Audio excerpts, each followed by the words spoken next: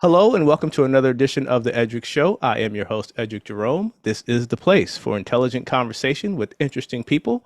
In addition to our YouTube channel, you can also find my podcast on Spotify, Apple Podcasts, and all other podcast streaming platforms. So please make sure you subscribe, leave a comment, rate our podcast as we continue to grow this thing from the ground up.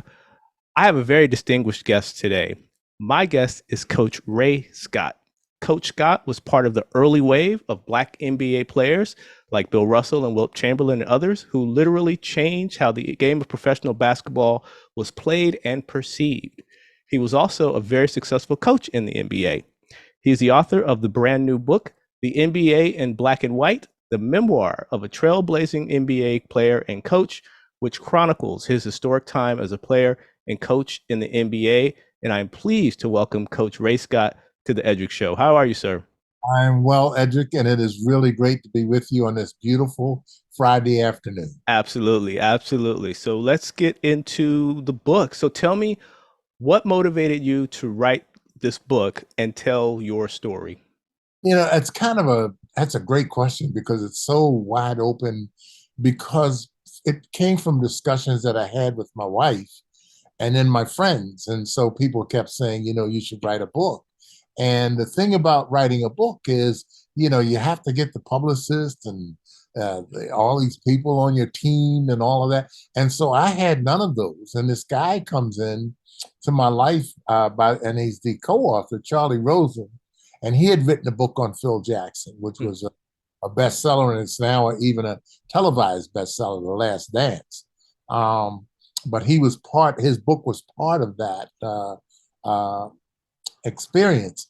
And so when I talked to Charlie, he said, "Man, you got a book in you." And I said, "Yeah, but nobody wants to. I'm not Julia Serving. I'm not Charlie Scott. I'm not Elgin Baylor." And people reminded me of that. Said, you're not a star." And so they reminded me of that part where they said, readership, viewership, we'd like you to have an identity. And so Charlie said, "Listen, you got enough of a story that story should be told. That's the important piece here." So between Charlie Rosen and Jennifer Scott, my bride, they pushed me into getting doing this book. And Charlie went out and got the publisher, and the publisher read what we had put together, and he said, "This book is for this time." And it's kind of a parallel history for me because number one, Eric, I wanted to talk about John Fitzgerald Kennedy, Mm. how he changed the forecast of the world as it was for African Americans in 1960. Excuse me. So John Fitzgerald Kennedy, when he was elected, he was the first Catholic ever elected in America.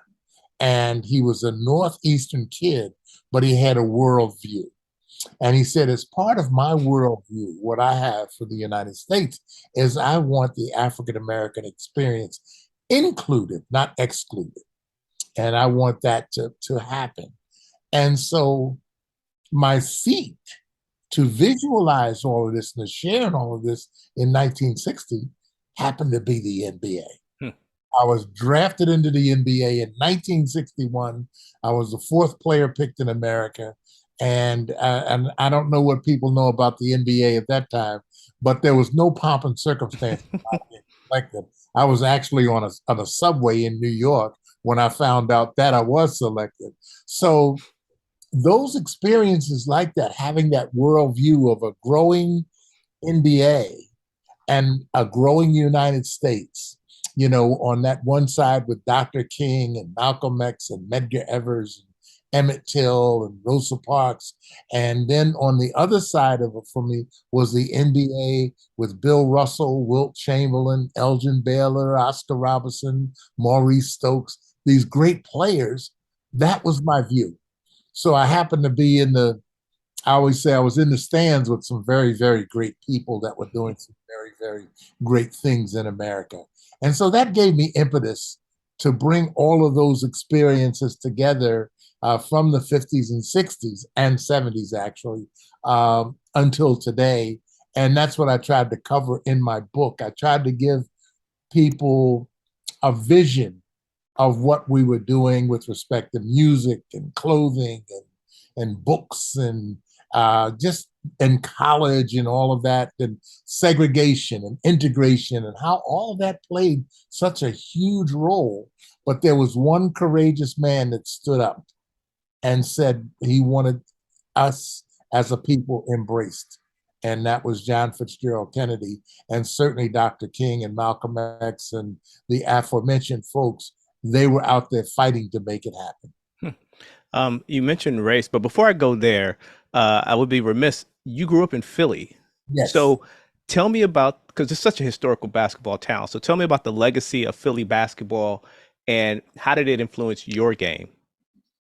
Well, my game actually began at 10 years old because I discovered basketball, and I discovered it where I played and practiced by myself. And then it became a team game. And so you could become something or someone larger than yourself. You became part of a team, and part of this is excursion that took off at 10 years old. Um, and I just fell in love with the game, and I happened to grow to be a 6'9" all city player, which is not what anybody was looking at me as at that time because I was just a kid from South Philly. But the big basketball star in Philadelphia was Wilt Norman Chamberlain. Hmm. And I was 14, he was 16, and he was 6'11". And at that time, Wilt Chamberlain was scoring 60, 70, 80 points a game in high school, 32-minute games. Hmm. And so Wilt Chamberlain was the guy that made high school sports front page. Because if you recall, high school sports never even got a column. Nobody even followed it. But because of Wilt, they began to follow it. And so guys like myself, who happened to be in that position in Philadelphia, began to follow along after Wilt. And then out on the West Coast, you had from the 56 Olympics, Bill Russell. So Bill Russell, we had high school Wilt Chamberlain and Bill Russell in college. And so people began to really want to see these exceptional players because basketball was a spectator sport. There was no television, radio, it was spectator. It was newspapers, a little radio, but a lot of spectators. And so the spectators were the ones that bought into the sport itself. And principally because of the five individuals that I named in Oscar and Stokes, Maurice Stokes, Russell Chamberlain, Baylor, those guys were such great players, everybody wanted to see them. Remembering that the NBA only integrated in 1950.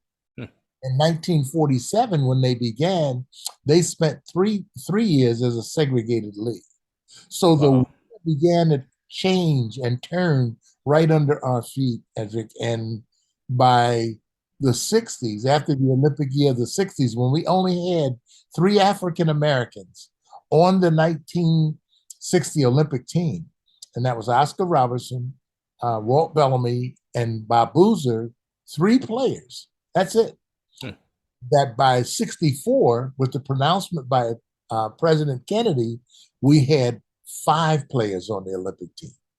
And that gradual change there, that subtle change, that shift began to happen in America.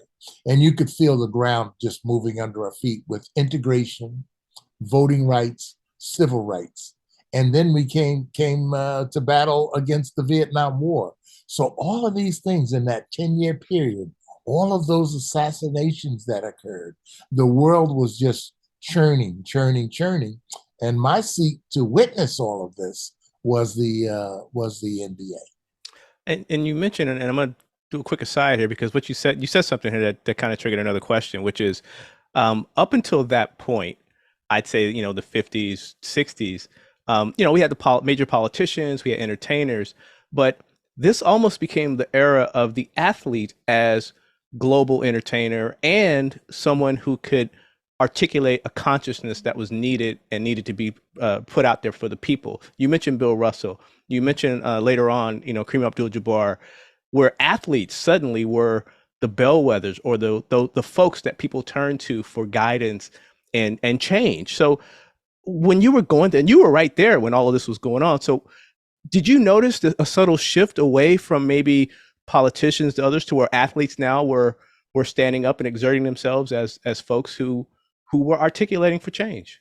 Absolutely, absolutely. Because it began subtly. It began in the '50s. With Bill Russell. Like I said, Bill was an Olympian in '56, and there was maybe one or two African American Olympians. But Bill Russell was a very outspoken guy, and people think he's from Oakland, but he was born and raised principally as a young man in the South, moving to Oakland. And so as he learned his lessons and had his observations in Oakland, that was huge with what he came forward with and what the theories that he could espouse. Hmm. So we heard Bill Russell and what he was bringing to the fore. We heard Wilt Chamberlain and what they were bringing to the fore. But I thought that real activist leadership in that period was through William Felton Russell. He was the guy principally that led that parade. There were other great athletes, and they fought bigotry in their own ways, but they didn't have the leadership banner that you alluded to that Russell had. And then Jim Brown came into being, but that was, a different sport, football. But I think I agree with you that I think through how do I want to say this?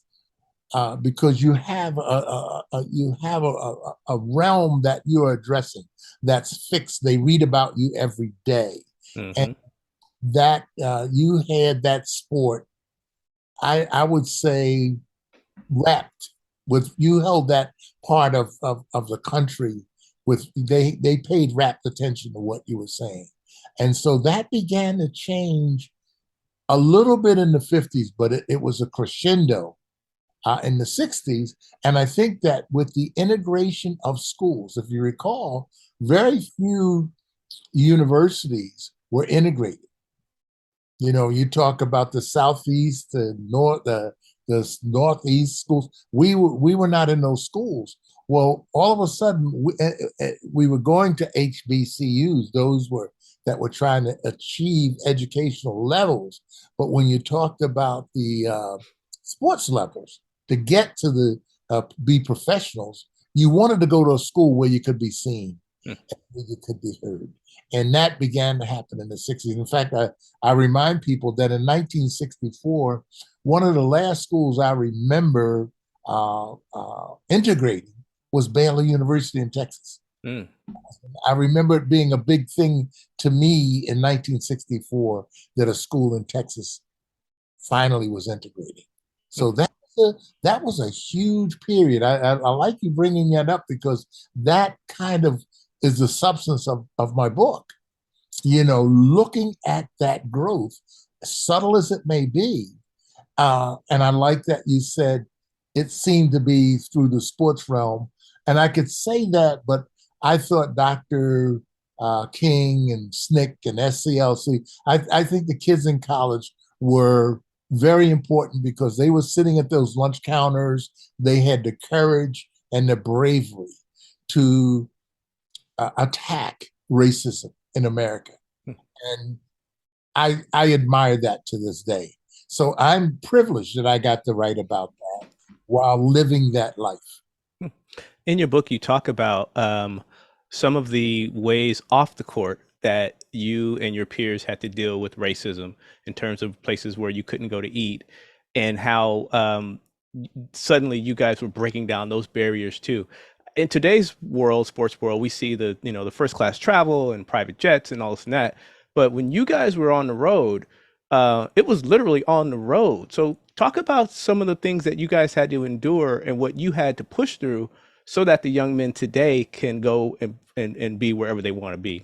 Yeah, well, in that era that I came through, when you say first class, that's a misnomer. First class was somewhere in some other part of society. It was not with us. But we were fortunate that we had the opportunity, and we have to be thankful for that. But that first class was really something that was fought for in a very subtle way uh, through the auspices in 1966 of Oscar Robertson. Because until 1966, no, we did not experience first class, unless maybe some guys might have behind the scenes or what have you. But on the whole, professional sports was not in the realm of first class. And so our accommodations were second rate. Our travel was second. We were scrunched up in airplanes, and there was no first class flying. Um, we didn't have king size beds. Uh, Restaurants, there were restaurants like in St. Louis that would not service, but that was specifically tied to St. Louis, not the rest of the league. Although I will say we had to watch ourselves in various cities like New York, like Boston. I write about it in the book about all of the things that we had access to. But we gained access, and I think we gained access through our behavior, through leadership, and through the pronouncements, and that the people in the United States continue to support professional sports. And that's where you saw that growth. And that's why I was talking about Oscar Robertson, because he provided that roadmap by bringing in the Players Association slash union. Mm-hmm. Yeah, I settled in a union town in Detroit. So I certainly had a real understanding and a comprehension of how important unions could be, because I watched them, the unions, build a middle class in Michigan. So I saw that up close and personal, but I was in the coterie of Oscar Robertson's group that worked for that advancement in the NBA. And so from 1966 until 1970, we worked diligently for our first class treatment and for our union, and the union was certified in 1970. And that was really because of Oscar Robertson. I definitely want to get to your career and definitely talk about your coaching ability, but I want to stay for a second on Oscar Robertson, because you've mentioned him several times. For those of us who didn't really get to see him play, for those of us who didn't get to experience the impact he had on the basketball court, can you share what it was like to watch Oscar Robertson play and just how great he was? Yeah, as a Detroit Piston, it was quite painful. Because he is probably, if there's a group of players and you would point to them, and players can only be great in their era, as much as people like to talk about the greatest of all time, players are truthfully, you have to be great in the era that you're given to perform. And playing alongside of Oscar, playing against Oscar, he's probably one of the finest basketball players I've ever been on a basketball court with. Not seeing him is, I mean, please, if you can on YouTube, what have you, try to find some material on him, because he was an absolute great player. But his proficiency to me, was above his shoulders. As great as he was, his mind was incredible. He came out of the University of Cincinnati, a Catholic school, and he came out at that school with leadership qualities, and he made him virtuous for his position.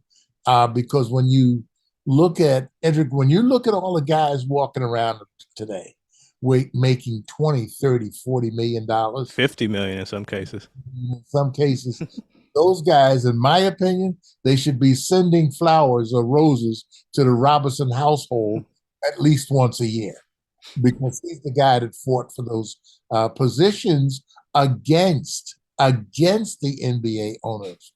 NBA owners that didn't believe that as African American players we had value. And quickly they learned that we did, because when you had Oscar, Wilt, Russell, Chamberlain, these guys, you came to find out very quickly who the fans were coming to see. And that has built over the years. And so now there's no question. There's absolutely no question It's Kobe, it's LeBron, it's Allen Iverson. It's these great players. But when you think of that core group that sold that image, and I can never ever forget the two guys I hold responsible for bringing us to the national stage, and that's Larry Bird and the Magic Man, Magic Johnson. One in California, one in Boston, and it was a dream made in heaven. East Coast versus the West Coast. And That was the era I fell in love with the NBA. Was around that time. yeah, that was the era. Those were the two guys. Now, Bill Bradley and Cazzie Russell, they brought it into the televised era because in the mid '60s, one Bradley came back from being a Rhodes Scholar, played at Princeton, and had a storied career. Cazzie Russell had a storied career at Michigan, University of Michigan. However, they got the attention of the cameras because they had played in a holiday festival tournament in New York, and they both played extremely well. But it wasn't the East-West thing that you had going with Bird. Bird and Magic simply lifted the league to another level. Now, Julius Erving was great for televising the ABA. He literally built the league, but he joined the NBA, and so I don't think he ever got the stature he deserved because of that. But that's all in marketing, that's beyond our control. But I just remember those guys working so hard with their images and their games and doing things, and it just lifted our game way, way, way up there. Now, you had a successful career in the NBA, and speaking of the ABA, you also played in the ABA. But after your career, you had an opportunity to do something that very few African Americans had done. You became a head coach in the NBA. What was that experience like, making the transition from being a player to now you're a coach?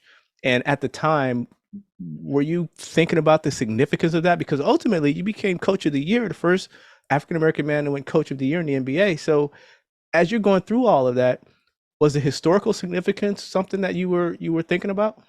No, no, Hmm. no. What you're thinking about at the time is those 12 guys you have to face in the locker room because you've got to. It comes down to preparation and philosophy. And I never thought I was going to coach. Earl Lloyd, who was the first African American to play in the NBA, he was my first. He was an assistant coach, but he was a scouting coach that brought me to Detroit. Earl Lloyd, who played, Sweetwater Clifton, and Chuck Cooper are the guys that planted that whole piece in America, African Americans to play the NBA game. Because what was famously said at that time, and it wasn't very nice, they'd say, oh, they went to African American schools or black schools or Negro schools, they can't play, Hmm. which turned out to be absolutely the opposite. But those are the three guys that put their toes in the water and really, for Ray Scott, began to make that happen. When the success of that I enjoyed, it came about through many people that helped me. When I stood at the middle of the court in 1974 and received the Coach of the Year, I was just wondering how a kid from a third floor up South Philly, went to Catholic school, went to public school, went to Catholic University, played 3 years in the Eastern League, and then I was drafted as the fourth player picked in America, finding out on the subway, how did I ever get here? Hmm. I got there because Earl Lloyd again brought me back to Detroit as his assistant. I was Earl Lloyd's assistant for 7 games. Mr. Zollner, the owner of the team, said he wanted to make a change, and he put me in as coach. And I said, I never aspired to coaching. I was just going to help out my friend Earl Lloyd. I wasn't looking to be a coach. And Earl Lloyd looked at me and said, you got to take this job. And we left it right there. I took the job. I just put into motion the plans that Earl and I had and what we had talked about, because Earl also was the first African American champion in the NBA. He's got one of those big rings that he won in 1955 with the Syracuse Nationals. So Earl became a top flight basketball mind in the NBA. So I like to think that's the part of his mind that brought me back to Detroit. But I came back and I had Dave Bing and Bob Lanier. I had two Hall of Famers. I had good players. I had Curtis Rowe from California and John Mingelt, Chris Ford, and Stuart Lance. We were a good team. And the guys brought into my philosophy that I had learned under good coaches, Al Bianchi, Gene Shue, Earl Lloyd again. So I had a coaching philosophy, and I said, I'll try to put this into place. But I never thought that at the end of the day, they'd be saying, Ray Scott's the coach of the year. I'd be lying to you if I told you that. But I did the best that I could do with my team and trying to build an organization. And I met immeasurable success because it had never happened before with the Detroit Piston team, that they played so well that they were 52-30. And we were battling with the Milwaukee Bucks with Kareem Abdul-Jabbar, and the Chicago Bulls with Norm Van Leer and Jerry Sloan. When you get into that territory, that's pretty deep water. So that coaching, I would have to say, it represented a lot of people in my life. When you were coaching, and this question is just way out of left field, but were you mindful of fashion in terms of what you were wearing and how you dressed? I mean, did you have the flared pants? I mean, what was your fashion sense back when you were coaching? That is an incredibly great question, because I laugh about it, because this is in the 70s. And the 70s were platform shoes, which I had, bell bottoms, which I had, hip huggers, which I had, the plaid shirts, all of that fashion of the time I embraced because it was so comfortable.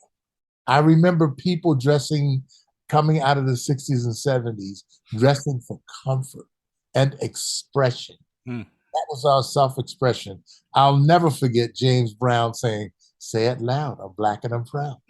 Part of that era. So that dressing, that era was so important. And it was so important in the sports leagues, because the sports league at that time were bringing in more and more African-American brothers.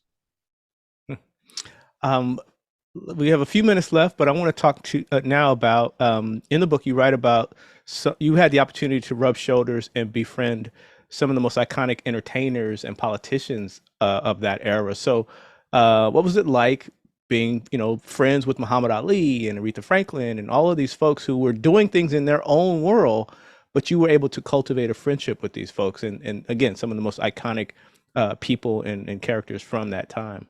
Yeah, I think that time in the 60s and 70s, we were more community as people, even with those that achieved, we were community. And I just remember coming to Detroit, and I remember the change in music in the 60s, Iron Butterfly and Led Zeppelin and Steppenwolf. But then there was Motown. Hmm. And when Motown came into its being, those young people were really people that resided right in Detroit. So as I'm walking around, traveling around, I'm meeting my fellow cohorts from Detroit. And it's the Four Tops or the Temps. Aretha I met in Indianapolis. I was 22 years old. Aretha was 19. She sung at a club called the Pink Poodle. She came down from the stage on her break, and there was one empty seat in the house. And as our Lord would have it, that seat was next to me. Hmm. She sat down in that seat and she said, "I'm so tired." And she said, "Hi, I'm Aretha Franklin." I said, "Hi, I'm Ray Scott, and I'm a Detroit Piston, and you're a Detroit legend." And at 19, and we began to be friends, and we stayed friends until she went home to heaven. Miss Franklin is the person that gave me a lot of impetus in Detroit, and I'll tell you why. I was traded in 1967. And when I was traded over to the Baltimore Bullets, the guys, a couple of my teammates, took me out to a club. And we go to the club and we're sitting there, and guess who the entertainment is? Miss Aretha Franklin. And she comes on stage and she said, I want to introduce my friend. He's in the audience, Ray Scott. He's been traded to the Baltimore Bullets, and I'm going to sing a song for him, and I hope it happens. And the song is You're Gonna Hear From Me. Hmm. And that's one of the things I thought about when I was standing at mid-court with that Coach of the Year trophy. That Miss Franklin, when I was traded to Baltimore and then went to play in Virginia and then came back to Detroit and said, You're going to hear from me. Hmm. And Detroit was, again, welcoming me back into their embrace. And 60 years later, I'm still in Detroit.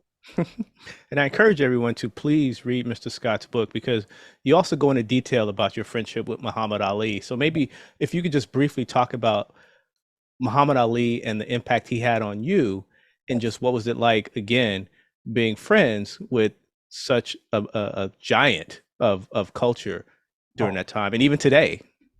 I don't know if I can do it quickly because where do you begin? Muhammad Ali? There is no quick story because he was such a community person. He embraced fully his community. And in turn, the community had a love affair with him. But I just remember so many people talking about him. But one of my favorite stories, very quickly, is he came to Ypsilanti, where I live. He came to Ypsilanti, Michigan. Now think of all of the people that he meets in his life. And someone said, Ray Scott lives here. He says, Ray Scott, I know that guy. He promoted boxing back in the 60s. He's a basketball player. Call him up and tell him to come over here to the barbershop where I'm getting my hair cut. They call me up. When I hung up the phone, I wasn't 5 minutes before I was in that barbershop. We embraced him. We took pictures. And that's the kind of guy he is, that person that remembers you. He remembers people. I think he has a graciousness with people. And I think if that's the greatest thing that I ever remember about Muhammad Ali is always his embrace. He was a person that embraced the people of his community. Well, Coach Scott, you are NBA royalty. I want to thank you so much for taking the time to come on the Edric Show. I encourage everyone, please go out and get Mr. Scott's book. You will. It's a page turner. If you're a fan of the NBA or just a fan of history, you will enjoy this book. Please go out and get it. It's a remarkable story from a remarkable human being. Coach Ray Scott, thank you so much for being on the Edric Show today. Thank you, my friend. It's so wonderful to be with you. Thank you. And if people want to get more information about the book, or is it Amazon, and it's just about everywhere, right? Amazon, and you can order it from your bookstores now, but you can get it at Amazon, and I think there's like a 24-hour delivery, and also Barnes and Nobles, the big national Barnes and Nobles, and Walmart and J.C. Penney. Great. And we'll put a couple of links in the YouTube description where people can click right on it and get right to it. Coach Ray Scott, again, thank you so much for your time. I really appreciate it, and best of luck to you, sir. Thank you, my friend. I appreciate so much being with you. You're welcome. This has been the Edric Show. I am your host, Edric Jerome. Again, don't forget, in addition to our YouTube channel, you can find us on Spotify, Apple Podcasts, and a host of other streaming online platforms for your podcast. Please hit the subscribe button. Make sure you leave a comment, like our pages. We're on Instagram. Let us know what you're thinking about. Again, this is the place for intelligent conversation with interesting people. I want to thank you for tuning in, and we'll catch you on the next episode.